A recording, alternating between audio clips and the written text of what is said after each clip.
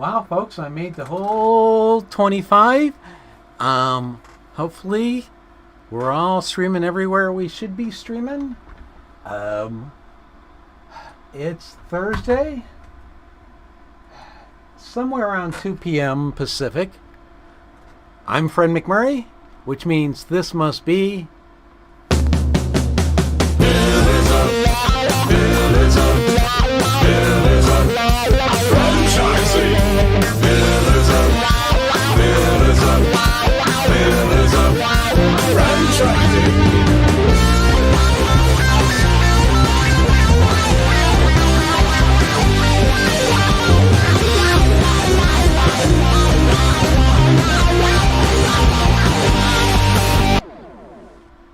well, as far as I can tell, life's all up, but Elizabeth is having some problems, so I know she can hear us. So we have her I wonderful. can.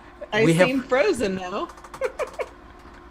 Yeah. So we'll just kind of go with it at this point. However, we'll kind of make her picture a bit smaller, and for once, we're going to enlarge mine. God help us. That's all we need is a growing Fred. But okay, here we go. Yeah, yeah, for sure. So, what is the word on the street? And where the hell are you, and how's the weather? Yeah, well, so let's talk about word on the street, and then we can go to that weather, which is actually quite beautiful, by the way. So today, Elizabeth and I were actually talking, and that's part of what I'm disappointed why she's frozen. I was hoping that she was going to do some Olympic moves or something like that for our segment today, but we were talking about... Not. Okay, we'll pretend that you are. You're doing some Olympic stretches right now. So we were talking about the Olympic gold medalist. I think Mo is how they keep pronouncing her name, which is interesting because it looks like Moo to me, and I've listened to it like 15 times because I wanted to respect her name and make sure I said it properly, and they keep saying it Mo, so we're going to go with that. The article we were talking about was about her seizing the opportunity, being a young girl, and seizing the gold this year after a lot of training, and how the COVID year really gave her a chance to spend some extra time doing the things that she needed. And you're thinking, like, why in the heck is she talking about that? And the reason we were talking about it is because the article tied it to franchising and how timing is everything. And you've always heard that adage, whether it's, when to play the stock market, when to buy a house, right? Everything seems to be about being in the right place at the right time. And so we went on to talk about how being in franchising is a lot like training as an Olympic athlete in its own way, right? And in that we mean you absolutely have to have tenacity. You absolutely have to have, as David and I've always talked about, grit. You can't give up when things seem to be maybe, let's say, not looking so good, right? And one of the phrases that they used in this article is you have to move fast and break things, right? And so I always find that to be interesting because you think about when you buy a system or when you buy a franchise, you're buying a system, right? And sometimes there are things within the system, specifically like I was doing some studying last night about a franchisor that requires franchisees to buy specific products from a specific vendor. And the specific franchisee was struggling to make any profit because of these high costs of supplies. And so where she had to go in and break things was challenge the franchisor, and eventually as a group, their FAC was able to change with the franchisor, and they were able to buy their supplies elsewhere so they could actually start making money in their franchise. So sometimes you have situations like that. And the other thing was to go big or go home. When you go in to buy a franchise, it's really, you can't be half-hearted with it, right? You have to remember that when you buy it, it's a huge purchase. You can't waver. You're all in or you're out. Because if you're not 100% committed, you obviously will not be successful. If you're looking for a franchise that you're not present in, well, that's a completely different model than most of the franchises that are um, require present ownership, daily management, things of that case. So wait, anyway, stop, we thought it stop. Since I'm on screen, I get to ask a question because I get a lot of folks. I get a lot of folks asking me. I don't know. They're afraid to approach our wonderful mentors because of their $1 million status. I don't know. I look like them. They talk to me. So when you say that, I've heard about the differential between on-site working in it and kind of that off-site, right? So what if I'm living in San Luis Obispo, but yet I want to buy a franchise because of the opportunity, just saying, in the Chicagoland area. I'm obviously an offsite. So what types of franchisees or what type of franchises would somebody like me or somebody in my position want? Well, there are a whole list of them, but obviously I can give you some that us on the show have talked about before. And most recent, top of mind, of course, that two of my colleagues have gotten into, both David and Jerry, right, is the joint chiropractic. Obviously, that is a big one for them because neither one of them are doctors, right? That's not what they do. They're not chiropractors. And they can be absentee owners and something like that. Jerry is not a hair cutter. He's got gray hair. He's always perfectly styled, but he doesn't cut it himself, right? That's not what he does. So he's not on site every day doing those things. And so businesses like those tend to be something that you can have a management team. Now, Ray is at the point now, even with the Molly Maid, where he is starting to, sorry, my daughter's leaving, where he's starting to step back to retire. And so he doesn't have to be in his business every single day either. So there's different points and different types of franchises based on what you're looking for, based on how long, if you want to be in it, how long do you want to be there, what's your exit strategy. That's why, when people call and they say, hey, help me buy a franchise, we spend a lot of time talking to people about what's their long game, right? Where do you want to be? And what do you want your lifestyle to be like? How much do you want to invest? What kind of time do you have to spend to make sure that we really help make you make the right choices? Which sounds like you just provided the perfect segue to our guest when you said financial, right? Yes. Did you do that on purpose, or are you that good? No, you know me. I just start talking and things come out. All right, so let us find out where our guest is and what the weather's like there. Excellent. Hi, I'm off screen again. This is the problem with the spinning chair. I can be on screen, I can be off screen, I can be here, I can be there. We could write a Dr. Seuss book just on my chair. Oh no.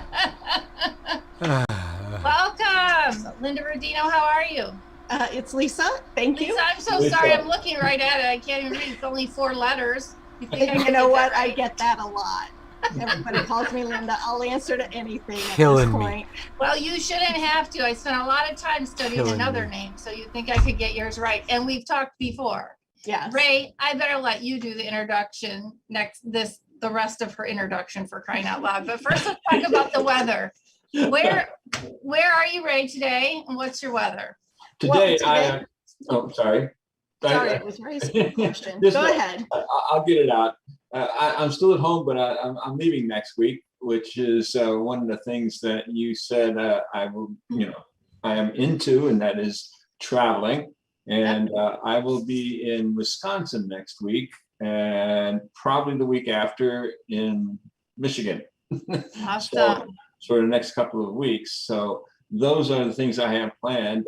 Actually, what I've been doing sitting at home is planning next year, because I've already got 4 or 5 events that I will be attending, rallies and traveling and meeting people and having a blast. But So that's funny, Ray, because I'm like, wow, you're already planning all of your financials for next year.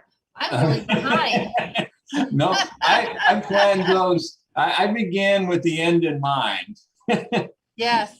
So Good for you. that's where we're at now. So well, right now the weather here in Aurora is wonderful. It is 82 degrees and not high humidity. and it's just great. So let's go ahead and introduce our guest, Lisa Rodino. Hi, Lisa. Welcome to the show. Hello, Ray. Lisa Thank you. is with Fit You Finance. Is that correct? That is correct. It's Fit You Finance, and it's powered by Rodino and Associates. Rodino and Associates is our business where we do the lending, but Fit You Finance is our marketing arm. Excellent. I love what it said in here about you're able to help people with dented credit. Now, Yes. that's a nice way of saying ugly credit or bad credit. Right.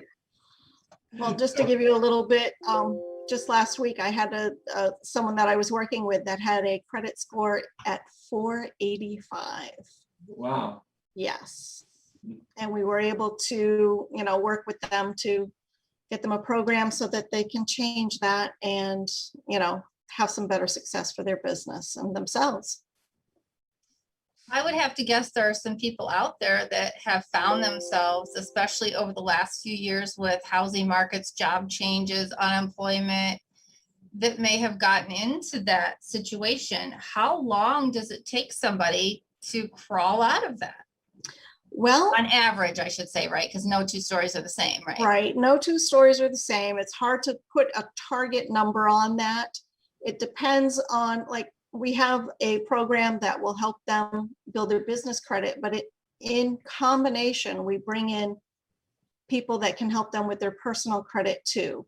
And we work with them in succession to build it with them and for them through another agency that we bring in and partner with. But you talk about, people are in that pit of, financial difficulties with their FICOs. Yeah, it's tough out there. And when we meet people and work with them on the program, we can usually help up to 85% of the folks that sign on with us. Excellent. I'm texting Fred because when Elizabeth came on through Ninja, we got this feedback. Ah. Yeah. So one of the things that we talk about on the show a lot is the linking of your personal and business credit.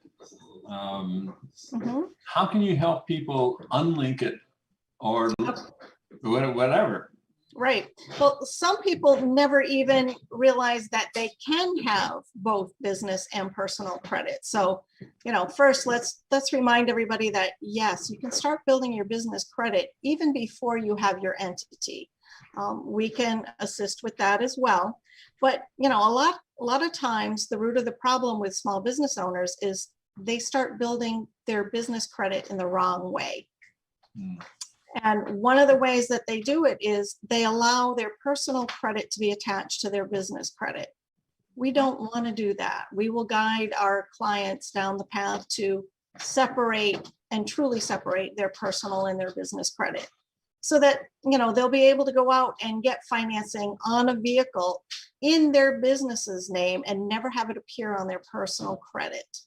Do you find that the interest rates on something like that are much higher? Because I know even today when I go in and, my business has been around for 15 years. I go into Toyota, who I always use. I normally use a program. I think you and I briefly touched about that a few weeks back.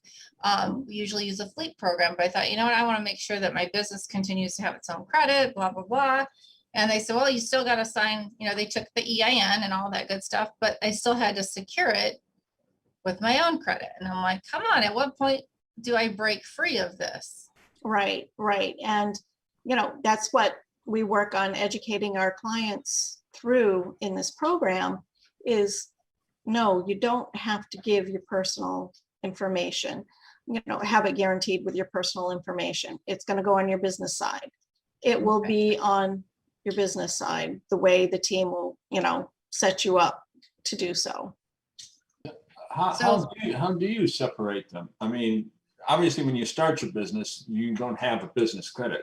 You don't have business credit, but so you have to use your personal credit. So at what point can you separate it and how do you do it? Well, we work with our team. The back office usually does a lot of that. but they take them down the path to be able to help them to build their vendor credits. You know, once you start establishing your business credits, like your Paydex score or your IntelliScore, which many people don't realize that business entities have a business rating attached to them, you know, and we help our clients build their business credit so that you don't have to lean on the personal side.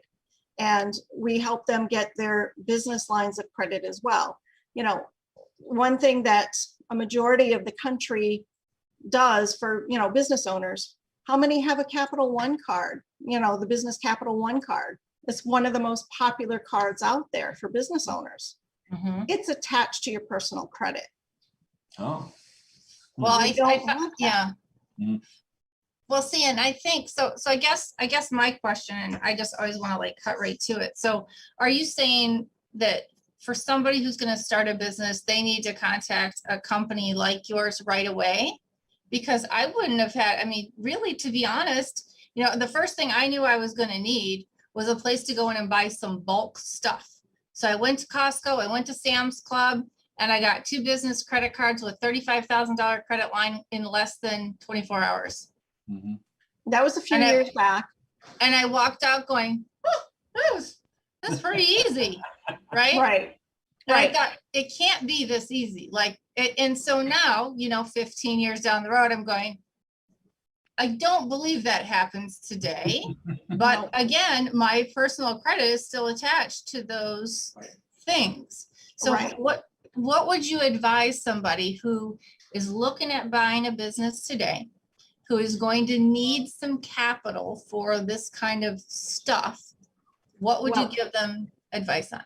Well, I would say, you know, come talk to me. Let's get you through the program so that you can understand how to do it and go about getting business credit the correct way.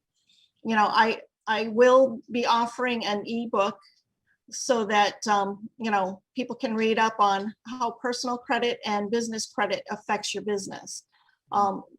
Making sure to separate it beforehand will put you 10 steps ahead of the game. You know, we need to get that established. And if you still have a W-2 income job, it's good so that we can lean on that while we're building your business credit, while you're getting things rolling. You know, you don't have to have the franchise in place yet, but let's make sure your accounts are ready for when you are ready to take the plunge and buy your franchise. Now, do you also provide funding to buy the franchise, or are you mainly for all the post-franchise purchasing? We can assist with all lending. We are generalists. You bring me the story of what you need for your business. We will work on finding the funds for you. Okay, excellent. You find funds, if I say I decided I wanted to buy a home, I wanted to flip. Can you provide funding for that? Absolutely. And the folks that I work with and what we do, when you have a property that you're interested in, we'll get you a term sheet. If you agree with the terms and rates, we will get that process started and you will get daily updates of what is the progress of your loan Okay. until closing. But that's different from a home loan. I mean, I could probably go out and get a home loan, but we're talking about something different. And how different is that? It's like apples and oranges. Oh, When okay. it's a home that you're going to live in, that's not my piece. I am not a licensed residential lender. Okay. What I can do is if you're buying it to fix it and rent it or fix it to flip it, Mhm. then I can come in and provide that financing. And we have interest only rates that, you know, interest only options where if you're just fixing it to flip it, you don't have to pay prepayment penalties when you sell it. If you decide you want to rent it, we can get you 30-year terms at some very nice rates and Oh. they'll be fixed. Excellent. Well, Linda, thank you so much. And so our listeners can find you should they need some advice, they need somebody to help them make sure that they don't make this mistake, how do our listeners go about finding you? Well, you can reach me on the website at fitufinance.com or at rodino.net, rodino.com. And you can call. My number is 516-268-0350. Or you can email me, and it's my first name, which is Lisa, at Rodino, RODINO.com. Very good. And of course, we'll have all that information also on our website for people who are looking for it. And I'd like to thank you for taking time with us again today. And it is now time for us to go and pay the bills. Well, thank you for the invite. Hey, franchise Thank owners. you. How's your local marketing? Do you feel like you could use some help keeping up with your social media posts and comments and reviews? Do you wonder if you could be doing more to attract local customers? Are you able to identify new move-ins to your local area? At Westvine, we help franchisees like you reach more local customers through digital marketing. With daily monitoring, creative content, and ad placement, and customer data intelligence, we'll get your business in front of the people who want your products or services. We also work with franchisors who need an agency to handle the digital marketing for all of their locations. If you're ready to reach more local customers, give us a call at 805-265-5440 or visit us at westvine.com. That's 805-265-5440 or westvine.com. You know, I love when screens just go all cattywampus. So, Oh, look at that. yeah, I think that's know. David sconce. Yeah, it is. And I don't know why that. What is Just going roll over on? a little bit. It's just. Where am I? Oh, there we go. I'll just Now you fade see in. me, now you I'll don't. fade in Here and you out. have me, here you don't. I'm. That's actually, pretty good. I kind of like that. Okay, so we'll make it go away. I'm not coordinated enough to make that happen. All right. Yeah. Here There I we moved go. about 45 times before I fit into the screen. we go. I don't think I can talk and move back and forth. Yeah, good thing you're not like me. I have a chair on wheels. So it's really hard for me to sit still and I keep moving. And anyway, hey, what kind of cool stuff do you have today? I talked about you. Did you hear me talking about the I did. joint? Yeah. Yeah, the joint, and of course we always talk about grit, and Always. I loved the last stuff that Lisa was talking about with the financing. I perked up when she talked about real estate financing. So I'm I bet you yeah, did. I went all in on that. Wrote all of her information down on that. So I'll be making sure I wrote it down correctly by checking it on our website. But yeah, you know what? I started thinking, Jerry's doing such a great segment with the, multi-unit to single unit owners and those types of things. And again, I started thinking about the challenges, and Jerry's covering that great, but I started thinking that there's always this other challenge that I know you faced, because we've talked about it. I definitely faced when you're coming out of your job. Okay. So we talk about, okay, well, and what goes through most people's head is, okay, I want to make the leap. I either it's time for me to move on, or I don't like my job, or whatever that conversation is in your head, you're going to make a leap. Right. And the challenge of that leap goes far beyond just that normal fear or that normal, boy, I hope this works, or the monetary thing. There's a lot of other challenges that are going to jump into that, right? I mean, you came from an executive position, right? I mean, basically from corporate, and you're in kind of an executive position. And there's the people that make the leap. I was thinking about this. There's really two different mentalities. There's the manager / executive of a corporation or a business that they're currently in that says, you know what, I want to start my own business.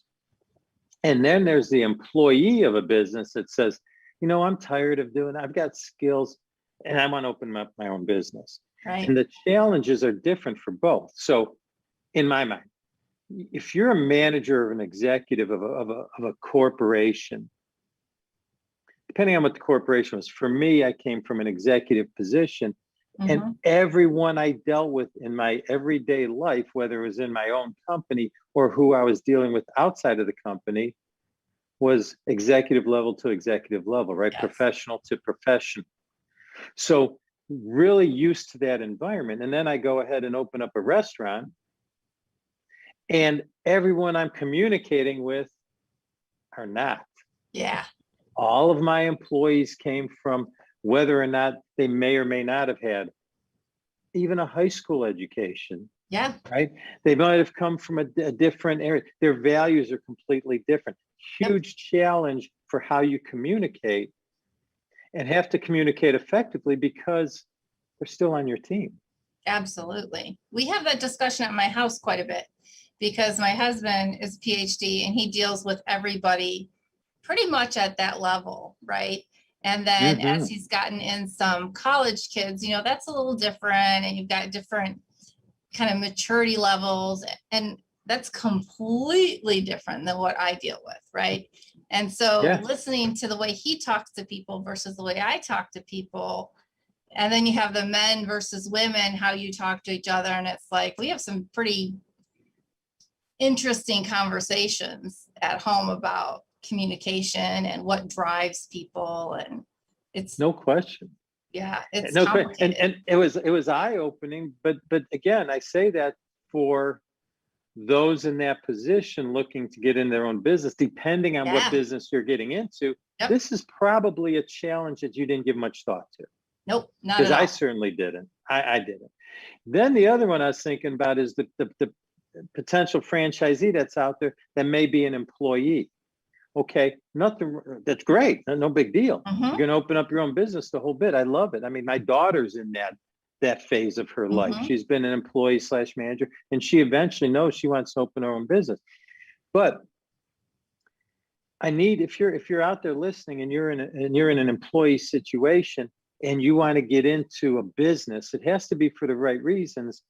Meaning, I know a lot of people go, if I own my own business, I'll run this way. And then all of a sudden they take this approach to maybe they were in a company where they weren't treated well, or they weren't managed well or led well, where it was my way or the highway. And all of a sudden they get into this business and go, well, I'm going to operate it the same way I was operated on. Right. Yeah, that's and yikes, that's not going to work, right? I'm going to do it my way. I want to boss people around. That's what's attractive to some people, not all, but that's what attractive. I'm tired of working for the man. I'm going to be the boss. And they take that same approach, and all of a sudden it doesn't work out so well for them. Yeah. That word boss always makes me cringe. Hate that word. Hate the word boss. It's like boss, really? Like that's a pretty dated word in the vocabulary. And it really defines, in my mind, when I hear somebody say boss, I'm like, oh, that's so old school. That means so many bad things. Right. That's right. I don't like it either. It's, it starts from the old, the mafia movies, right? Right. But it's very interesting. It's very interesting because I think, and I know that we have a lot of different people within our franchise organization, even that come from a variety of backgrounds. And the thing that I appreciated most about the transition I made is that I worked with a lot of lower skilled workers, and that's what I have today. So for me, the communication minus the language barrier is not that much different, right? And it's just kind of the core of the basic core of who people are is what you're managing, right? You're not managing to the education level. You're not managing to the knowledge level, right? It's just to the core of who people are. And so I've really enjoyed that. But when my husband comes and tries to get into the business, so you just there's so much that you can't sometimes take that type of individual and put them in this situation. And you can't take maybe somebody like me and put me in a highly technical field because I won't know what I'm talking about. That wouldn't work. So and I think what happens to a lot of us, that maybe weren't brought up in an entrepreneurial family. So, that's all new. And, and you've been structured into a job and you've done all these things, you're going to college, whatever the case may be, all this structure. And I think what happens is you're working for a paycheck, you're working for somebody else, and you're putting your heart and soul into that person's company or business, right? A good employee, hopefully you would. I mean, if you didn't, you probably shouldn't be looking to open your own business. But I think what happens is you're so used to doing that and assuming then, what I tell everybody is you have to be careful of your inward focus. So now you've made the leap, you've become an entrepreneur, a business owner, but you have this inward focus. I left my job, I took this huge risk, everything's all on the line. You have this mentality, and then you start hiring people. And now this is the most important thing in your life. But guess what? It's not the most important thing in your employee's life. And I found myself being guilty of this. Like, you have to care as much as I do. My whole life's on the line, right? But they're not going to. And again, another adjustment that when you become an entrepreneur, no matter what your skills were to that point, everything subtly changes. There's a lot of learning in areas that you don't think you're going to need to learn. Right. I mean, you found that, right? I mean, oh so my gosh. Yeah, it's crazy. Like, yeah, they don't care as much as me. So you lose focus then on how much you really need them. Yeah. And we've talked a lot about the employment situation over the last few months on this show, and we lose focus on how much you need them. And so even if you're not the one hands in the business, right, all in, and you have managers, I always get nervous with this because managers especially are susceptible to losing their focus on this, right? Oh. They take that inward focus because they're reporting to you as the owner, and all they think they're responsible for, here's my numbers. I'm hitting my goals, I'm hitting my profits, I'm hitting my costs, I'm hitting my sales, whatever the case may be. And they just get focused on that. And I think about John Wooden in this. He used to talk about this with my managers. John Wooden was a legendary basketball coach, UCLA, many years ago, 10 straight championships, all the craziness, but a lot of times recognized as the greatest coach ever. And he had just a simple way of teaching things that really got to the point. So since that team was so good, they always had a superstar on the team, right? Right. Kind of like the manager of your team. If they take that superstar mentality, it's going to be a problem. So what Wooden figured out was he got a superstar right away. And he says, hey, no matter what happens, you make a basket, whoever threw you that pass, and you make the basket, on your way back, you point at them and acknowledge them for making a great pass to you and helping you score. And I love this part about this story because the guy says, but what if he's not looking? What if he's not looking for me to point at him? And John Wooden told them, they will always be looking. And I take that to, I take that to the business thing too. If you never acknowledge that you need those people on the team, or the manager never acknowledges them, they're not going to feel like they're part of the team. Yeah. That's awesome. So the way John Wooden put it, there's 5 guys on basketball court, 10, 2 hands times 5 guys is 10 hands. And he kind of drilled into them every basket, 10 hands had a hand in every basket. And it's kind of that same thing. And I just think it's a mentality that sometimes when we make that leap, there's so much pressure on us. And then if you have managers, you put so much pressure on that manager. This must succeed. This is my life. Oh, yeah. And we forget that they don't have the same passion, but we still need to treat them, right? It goes back to that quote I talked about before. You can get everything you want if you help others get what they want. So you have to always add value to them, help them reach their potential, show them that you care about them. Goes back to the culture Ray talks about all the time. You really do have to set them up for success, whether you're the owner or the manager. You got to help them become better every day. And when you do that, you've got that whole team working. And again, I stress this to the listeners. And if you haven't been in an entrepreneurial situation, you will lose sight of this. because you have everything on the line. Yeah. Well, it's like you've said before, you know what you want, but do you know what your employees want? Right. Bingo. Yeah. So, Bingo. And but it would drive you nuts because they're making mistakes. Maybe you got this pressure from the bills, the sales, COVID hit, you're just under stress, under pressure. And you think, man, everybody's got to care as much as I do. Well, they've got their own problems to care about at that point in time. But so I did this, and somebody gave me this tip, and I took it to heart. And this wasn't that long ago, so we could talk about all. You've learned all this over 20 some years. Trust me, I'm better today than I was yesterday. I was better yesterday than I was before. I'm certainly better today than I was a year ago, 2 years ago, 3 years ago, because you keep learning. But it finally dawned on me, because I'd get frustrated just like every other human being, and I finally put something on, and I wrote it down, and I taped it to my computer. Every time we had Zoom call, anytime I was talking to a manager, anytime I was talking to an employee, what I wrote on my computer is, they are doing the best that they can. mm-hmm. And I literally put that on my computer, and I would look at it all the time to help me not get frustrated if they weren't 100% of what I expected, right? They're doing the best that they can. And that gave me an opportunity to give them the grace, and gave me the opportunity to take a deep breath and say, okay, don't be upset. Let's work on the areas that we want to improve, and how can I help them get to those areas? But under the mindset of, they are doing the best they can. And there's one piece of advice I give to the entrepreneurs, potential entrepreneurs listening out there, is do the same thing. Understand your people are doing the best that they can, and how do you get them better? So that's pretty much what I had today. Especially in today's environment. Thank you so much, David.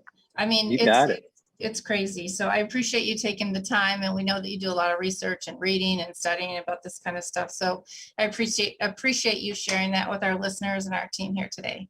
Absolutely. You're welcome. All right, Fred, more bills to pay? She's moving. I'm moving. Let's hope that it works. Can you hear me okay? We can. Awesome.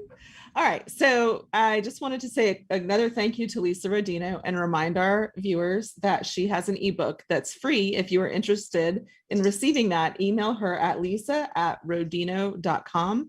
And we will also embed the link on her bio. So if you forget the email, it's pillarsoffranchising.com, and search for Lisa Rodino.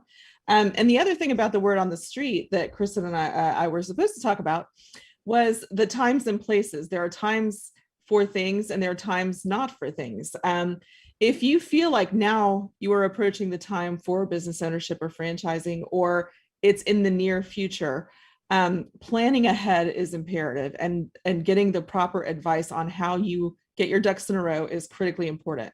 So if you are looking for someone to help you through that process, we have our $1 Million Mentors available to help you in terms of the preparation that you might need, the plans you need to make, and walking you through the process of finding what's right for you. So be sure to reach out on pillarsoffranchising.com.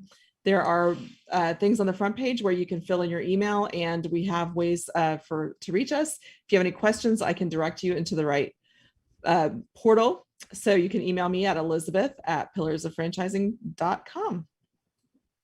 Very nice. Very nice. Jerry. Greetings, Kristen. How are you today?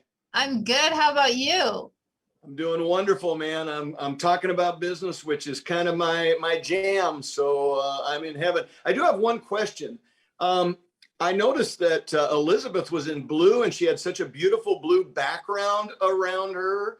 What do I got to do to sign up to start making sure our outfits and our background match? I want to talk to the technical department about that when we're not on camera.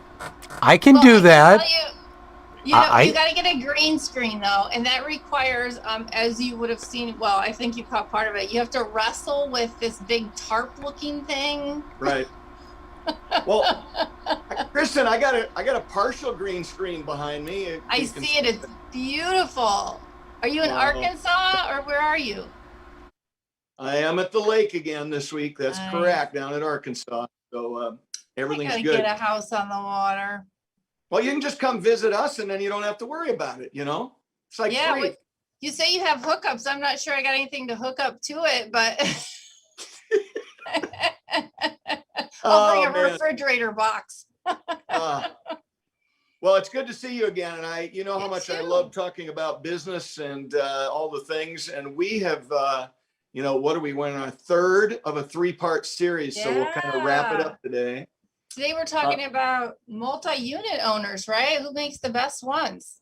Who's suited for it and that kind of stuff. And the downfall of having a 3-part series is when you get to the third part, you got to make sure not to repeat yourself too much, because there's so many things that, if you're not really suited to be a multi-unit operator, then I'm going to talk about what makes you not suited. And then if you are suited to be a multi-unit operator, I'm going to say, unless you're this way, which means I just repeat what I said last week, right? So a lot of what I'm going to say today is the exact opposite of what we talked about last week, but I'll point it out again.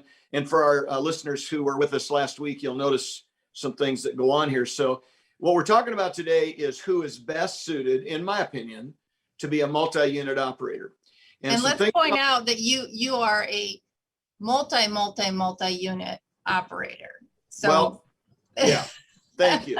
And I guess we can just visit on that for a minute. But I mean, when I bought my first Great Clips, I only wanted one. Right. And now 16 years later, we've got 36 and we're adding more as we speak.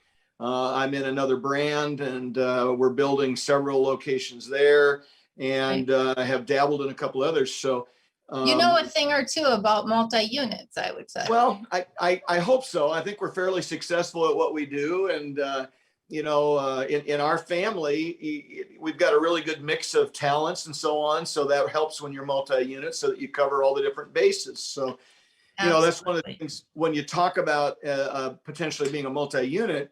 And as I go through this list, you'll understand how that all fits together. You have to be more corporate minded. And what I mean by that is, as we discussed last week, if you feel you're best suited to own 1 or 2 locations, you're going to dive into the details. You're going to really manage those details. You're going to have one-on-one conversations with maybe all of your staff on a regular basis. You're going to have a more personal approach. And you may hate looking at things from a corporate standpoint. But this week, you got to understand that you are forced to look at things from a corporate standpoint if you want to be a multi-unit operator, because you're no longer out in your locations on a regular basis. You tend to have more office time and be looking at, bigger picture type things. So you're going to have to multitask across a very wide range of things and subjects and work with a lot of different people. And I have a note here. You're going to have really deep relationships with your banker, your attorney, your accountant, and people like that, because they become your trusted advisors, and you, in one way, shape, or form, are paying them to advise you as a corporate, entity rather than as an individual. So those are some things you have to get used to. If you are not really wired to deal with those kinds of advisors, it will be difficult for you to own multi-units, because we have literally weekly conversations with everybody on that list. It may be via email rather than one-on-one on the phone or Zoom or whatever, but you have regular conversations. They're deeply embedded in your business, much more so than if you own 1 or 2 locations, because there's just a lot more to it. They need to know more about what you're doing if they're going to loan lots of dollars to you, and they want to make sure they get their investment back. So, that's one of those things. That's one of those things you just have to be prepared for. And if you're not wired to do it, you may struggle.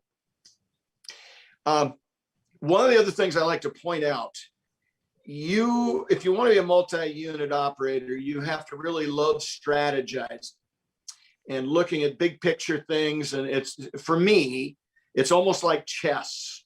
I'm moving pieces in return for a piece I'm going to take an hour from now as I move other pieces around it. So in business, it's quite the same way, where you have to be thinking, several steps down the road, maybe 2 or 3 years down the road, as to where your business is going to go. And you have to put things in place that lead you to that point. And in many cases, people are not wired to think that way. So big picture, long range strategizing, those kinds of things are things I find in people that are really good at being a multi-unit operator, surprisingly, you'll get very good at working with the corporate entity or the franchisor because they've got more invested in you. You're responsible for more locations. You send a bigger piece of their revenue to them than many others do. So you really do have some moving pieces. In fact, sometimes they send things to you to break before they put it out to everybody else because you'll break it a lot faster.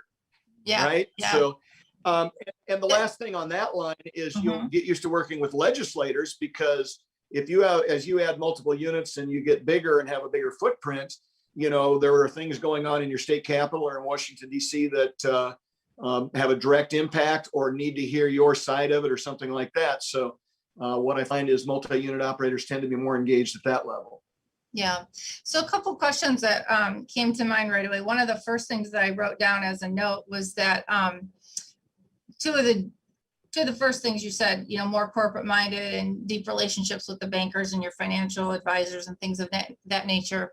As we talked through some of the issues, David and I mean, that is less of a corporate relationship and that's more of what you need to do individually. So you're really more of a CEO sitting on top. I hate to say it, but it's nameless, faceless, right? It's chess pieces. It's not Susie with her mom living with her and 6 kids and so needs a new set of shoes. None of that is in your purview. Now, maybe your daughters, your managers, they all have that. But if you're going to be a multi-unit owner, you're nameless, faceless, as cold as it sounds, right?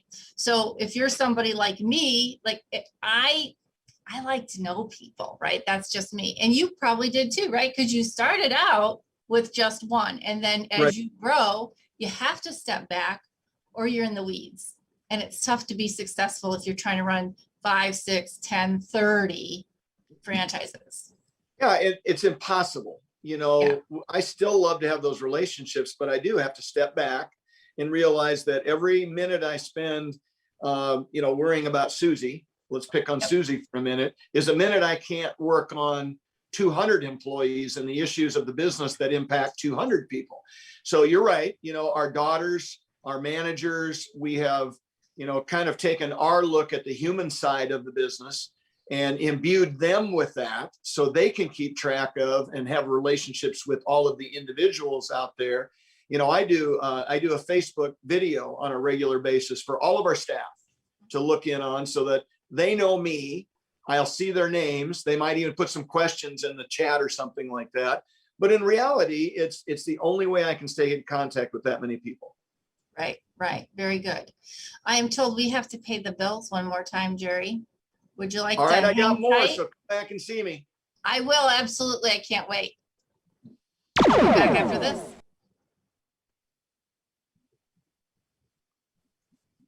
There she is. No noise. Oh, darn it. A couple of things before we wrap up. We have a new pop-up on the website. So when you log on, you're going to see where the dream begins. The dream starts here, and you're going to tell us what you're interested in. We want you to get on our mailing list. If you're thinking of buying a franchise, you check all the boxes. If you need a mentor, if you need some help, if you have questions, want to be on the show, any of the things, fill that out for us, and we will make sure that you get all the information you need. Next week, we have Dave Keel of Franworth, president of Franworth. He has been on before, and he's talked a lot about the things that he's done with Franworth and with Lashlow. They have the Barcode, Madison Reed, City Row, lots of different amazing brands. But we're going to talk to him a little bit more about Franchising for Good, which is a nonprofit that he co-founded. It's in conjunction with Franworth, and they help nonprofits learn the ropes, get more successful, help them with funding, help them with organizational things. It's a really neat concept to have a nonprofit built to help other nonprofits. So we will see you next week, same time, same place, and tune in for Pillars of Franchising every Thursday at 4 Central, 5 Eastern. I love Franworth. The thing is, I don't even know the guy yet, but I can't wait to meet him because the couple of brands that I've met, I just really like them. I like the people. Well, And I was, so much of what we learn about franchises is through that. We like the people, or we like the brand, or we shop there, Yeah. or something like that. And then you just assume that, everybody up the line is going to reflect that, right? yeah. And then I went to get my daily iced tea from my favorite, oops, where do I have to go? This way, this way. This way. See what I mean? On my chair, I got to spin. Now McDonald's has this little tiny logo, but it all says now hiring. We are also desperate for help. We're relogoing our stuff, You know how many millions of dollars that probably costs to relogo all their cups? That's Oh, yeah. I mean, It's crazy. the reality of the world currently, and I think we're going to be dealing with it for a little bit. But yeah, let's go back to multi-unit franchising. I mean, Yeah. that's a great example of a multi-unit dying right now. I've got really one more thing that I want to touch on, and I think it's the biggest thing, and it really is the largest hurdle I believe most people have to go over when they're trying to move from 1 or 2 units to many units. And that is, you have to be comfortable giving up responsibility and decision-making ability to not just necessarily one person, but maybe many people. And when you own 1 or 2 locations, it's easy to stay involved in the day-to-day stuff. And if you want to micromanage, you can make every decision, and the buck stops with you, right? But when you own multiple units, you have to have, going back to our friend David, who does a phenomenal job talking about this and actually walks the walk, you have to be able to build leaders within your organization that can lead similar to the way you would, and live by your ideals and your culture and those kinds of things, and make sure that the organization that they're responsible for runs the way you would have it run if you were responsible for it. And yet give them the latitude to spread their wings and go off the reservation just a little bit to try things their way and still stay comfortable with where they need to be. And you have to allow them to fail. And those things are so difficult for entrepreneurs, type A people who like to keep all that close to the vest. And for me, in most of my corporate career, no matter what my title was, ultimately I was a firefighter. I might have 2 or 3 calls waiting for me for a problem somebody else couldn't or wouldn't make a decision about, and I had to do it. And in this job that I'm in now, being responsible for 200 and some employees across 2 states, I can't do that. And it's not fair for me to do it. I need to have people who I've trained, I'm comfortable with, and let them do their thing. And when they screw up, all I ask is they fix it, let me know what's going on, and learn from it. And we just move on down the road. And many people cannot do that. And if you have trouble with that, I would ask you to not consider being a multi-unit manager, operator, because you are going to give yourself a heart attack. You're going to give yourself a stroke. You're going to give a whole lot of other people a lot of heartache, and it will not generally end up well.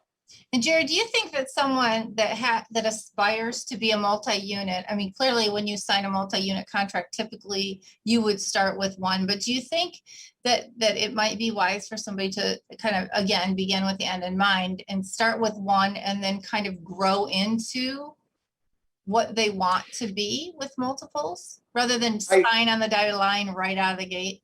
Yeah, I really believe it's better to do 1 and get used to it and make sure it's the right thing for you and so on before you jump into others. I've heard so many horror stories. I mean, franchisors make it easy to sign a 3-pack or something like that, where you get a discount by 3 instead of 1. And they generally give you a fairly long development time frame. So it's not necessarily tough to get them built in that period of time and get them open. But the fact is, you may just find out you don't have the interest or the bandwidth or the comfort with doing that. And then you, in most cases, will just give up the money that you put into buying those and lose it, and just they'll sell them to somebody else. So I like to see that. If you do decide to buy 2 or 3 in a pack, recognize you're going to have to go through some changes. Don't let it get to you. And I would highly recommend, I mean, I can't stress this enough, highly recommend you get a mentor who has been down that path, who has fought those battles, who lives it every day, who can help take you a step at a time through that process, because it will save you, literally, it will save you a lot of heartache and tens of thousands of dollars. You know, you took the words right out of my mouth, because I was going to say, and if you think you want to be a multi-unit owner, I suggest you reach out to Jerry. Hit us up on our Pillars of Franchising website, where the cool thing is, I was just farting around today and I went on the website, honestly, to be told, I had this brain fart and I couldn't remember the passcode to get on today for the show. So I'm like, damn it, I got to go through the regular show post Elizabeth sent out, because I knew I could see it then. And that's when I saw the cool pop-up and I'm like, look at that. If you know, it's kind of like, if you have a dream, right? What's your dream? And it was really cool. So you can go in there, you can leave messages and all kinds of stuff. So that's how everybody can find you, Jerry. If you wanted to be a multi-unit owner, man, right there's the place to go. Well, I would love to just answer some questions for people as much as anything else, because it may save a lot of time and effort. You know, because I'm writing a book, or in fact, it's written. We have a published date, and so on. And it's all about bootstrapping and starting from the ground up as a franchisee and finding your way, which will fit in with the whole mentoring thing. And you can do that from afar. I'll be able to give more information out on that, maybe even next week. But Awesome. The fact is, some of the quotes in there from people who I have mentored in the past, before I ever thought of writing a book or anything like that, would say things like, you know, Jerry's mentoring and help and advice has accelerated our growth process by a minimum of 5 to 10 years and saved us tens or maybe even hundreds of thousands of dollars. And so whether it's me or some other mentor, it doesn't make any difference. Find somebody that's been through it that will, you know, take you by the hand and help you with that. And you will never be disappointed in it. I think that's awesome. I have to again thank you for your time and dedication to the show, and to all of our listeners and people watching. It's been another great show, and I really like this 3-pack situation that we've given you in terms of different segments to do. So hopefully everybody, if you haven't listened the past 3 weeks, we talked about the differences in owning single unit versus multi-unit, the people that Jerry feels are best suited for single unit franchises. And then this week we recapped or ended with people we feel are best suited for multi-unit franchises. So if you've missed one segment, go on YouTube, get yourself all caught up. If you've got further questions, you want to touch base with us, you want to talk to the mentor group, please put a email in there, go into the chat section, whatever feels best for you. If you're interested in being a guest on the show, again, pillarsoffranchising.com is the place you want to go. And Jerry, again, thank you so much for all your hard work today. For our guests out there, I want to say thank you for joining us this week. We hope that you all have a safe and happy Labor Day. Thanks for working so hard, everybody that joined us today. And we'll look forward to seeing you all 4 o'clock Central next week, same time, same channel.